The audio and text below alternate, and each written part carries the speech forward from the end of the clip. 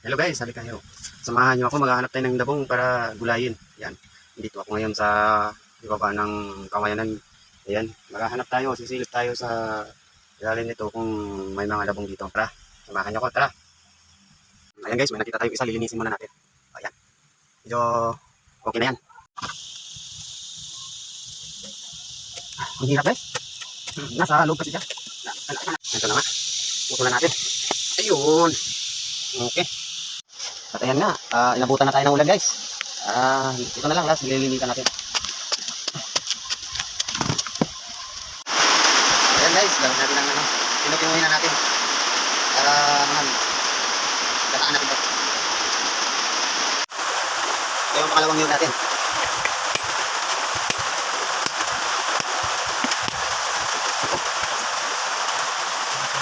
Okay, goods na. Dalawang yun. Dito naman guys, kakabayuin na natin to.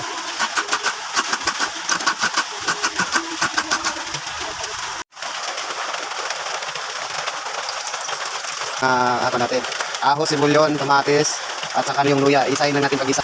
So, let's go. Dito, gisa na natin guys. Yung mga gamit natin na panakot. Gisa na natin yan.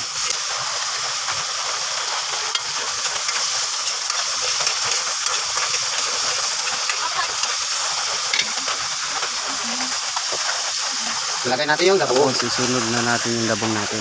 Ayan. Frijoles. Pagkatapos yung labong natin, isusunod natin yung sitaw natin. Ayan, yung sitaw. Then, paghalu-haluin natin ulit.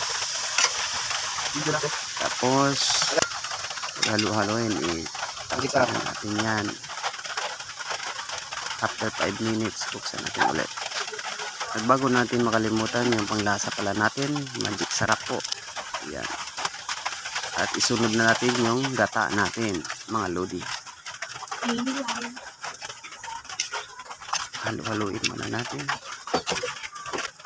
At saka hintayin natin kumulo. At ito na guys, ayan. Kumulo na siya. And then luto na siya.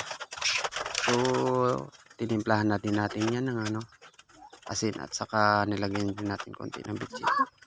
At ito na yung last ricado natin, yung talbos po ng kamote. Pagkatapos nito is kumulo at iaay natin yan. Yan, kumulo na siya, ready to serve na mga lodi. Kain tayo guys. Thanks for watching sa lahat po. Thank you. Bye-bye po.